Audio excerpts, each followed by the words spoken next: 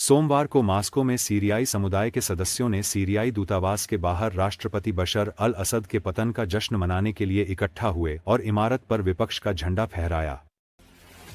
यह तब हुआ जब क्रेमलिन ने कहा कि रूस ने असद को राजनीतिक शरण दी है। दमिश्क से 7 साल पहले भागने वाले एक सीरियाई एरोस्पेस इंजीनियर ने कहा कि वह अपने देश पर गर्व महसूस करते हैं और असद के शासन का प्रतीक रहे पुराने झंडे के बिना दूतावास को देखकर खुश हैं। रूसी मीडिया ने रिपोर्ट किया कि असद रविवार को मॉस्को भाग गए, कुछ घंटों बाद जब एक चौंकाने वाली विद्रोही प्रगति ने दमिश्क पर नियंत्रण हासिल कर लिया और उनके परिवार के 50 साल के लोहे के शासन का अंत कर दिया।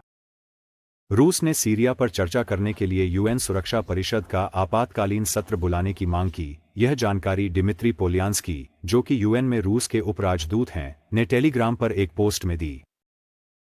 असद और उनके परिवार के मॉस्को पहुंचने की खबर रूसी एजेंसियों टास और आरआईए ने दी। इसमें क्रेमलिन के एक अज्ञात स्रोत का हवाला दिया गया। पहले रूस ने कहा कि असद ने विद्रोही समूहों के साथ बातचीत के बाद सीरिया छोड़ा और उन्होंने सत्ता को शांतिपूर्ण तरीके से हस्तांतरित करने के निर्देश दिए।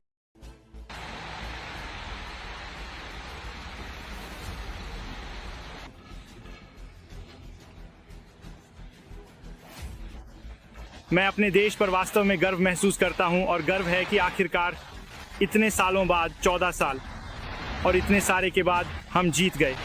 हमारे देश के लोग इस भयानक युद्ध में मारे गए और मरे हैं जो हम सीरिया में जी रहे थे, और हम वास्तव में खुश हैं कि हम यहाँ अपने दूतावास में मॉस्को आए बिना उस सिस्टम का झंडा देखे जो पहले सीरिया में था।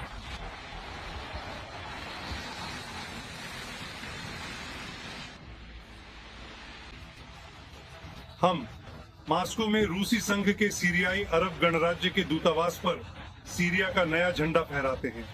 हम आज यहाँ एक दूसरे को इस सफलता, इस जीत पर बधाई देने आए हैं। ये सभी सीरियाई लोगों के लिए है, उन सभी सीरियाई लोगों के लिए जो इस दिन का इंतजार 50 साल से ज्यादा समय से कर रहे हैं। आखिरकार ये दिन आ गया है और आएगा।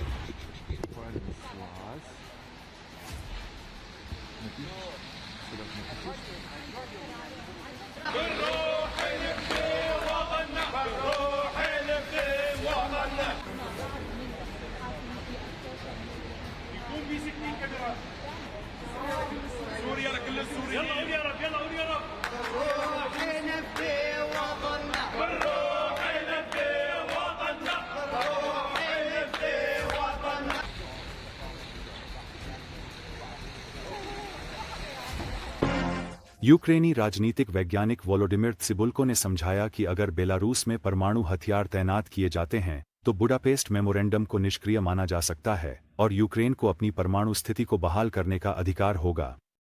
उन्होंने यह राय एस्प्रेसो टीवी पर व्यक्त की। कुछ दिन पहले बुडापेस्ट मेमोरेंडम पर हस्ताक्षर करने की वर्षगांठ थी। मैं सच में हैरान हूं कि यूक्रेनी अधिकारियों ने इस वर्षगांठ को सभी प्रसिद्ध विश्व मंचों पर एक बड़े चर्चा मंच में क्यों नहीं बदला। आखिरकार यही बुडापेस्ट मेमोरेंडम था जिसने यूक्रेन की क्षेत्रीय अखंडता की गारंटी दी थी, त्सिबुल्को ने समझाया। राजनीतिक वैज्ञानिक ने कहा कि अगर बेलारूस में रूसी परमाणु हथियार तैनात किए जाते हैं तो यूक्रेन को अपनी परमाणु स्थिति को बहाल करने का पूरा अधिकार होगा। ये समझाना जरूरी है कि मैंने बुडापेस्ट मेमोरेंडम से क्यों शुरू किया। यूक्रेन के अलावा मेमोरेंडम में बेलारूस और कजाकिस्तान भी शामिल हैं। तो इस युद्ध के दौरान बेलारूस में परमाणु हथियारों की तैनाती के बारे में रूस से कई रिपोर्टें आईं। अब वे बेलारूस की धरती पर एक परमाणु मिसाइल कैरियर तैनात करना चाहते हैं क्योंकि वहां अभी भी कुछ लॉन्च पैड्स मौजूद हैं। इसलिए अगर लुकाशेंको अब कह रहे हैं कि उन्हें ऐसे मिसाइल लॉन्च करने की अनुमति दी जानी चाहिए तो इसका मतलब होगा कि बेलारूस स्वचालित रूप से बुडापेस्ट मेमोरेंडम से बाहर हो जाता है और यह समझौता पहले ही पूरी तरह से अमान्य हो चुका है। इस परिदृश्य में यूक्रेन के पास आधिकारिक रूप से परमाणु हथियारों को बहाल करने का अधिकार है।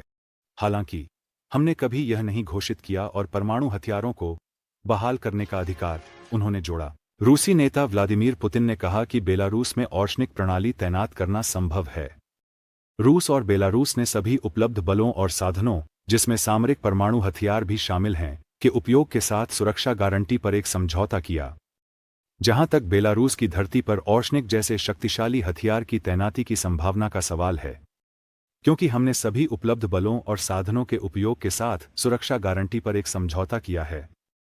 मैं मानता हूं कि बेलारूस गणराज्य की धरती पर ऑर्शनिक जैसे कॉम्प्लेक्स की तैनाती संभव है, रूसी नेता ने कहा। उनके अनुसार यह अगले साल के दूसरे हिस्से में संभव होगा, क्योंकि रूस में इन सिस्टमों का धारावाहिक उत्पादन बढ़ता है और ये मिसाइल सिस्टम रूसी रणनीतिक बलों के साथ सेवा में आते हैं। अपनी बारी में बेलारूसी तानाशाह अलेक्जेंडर लुकाशेंको ने रणनीतिक गठबंधन के अभूतपूर्व स्तर की घोषणा की। रूस ने 21 नवंबर को इस मिसाइल के साथ द्नीप्रो पर हमला किया।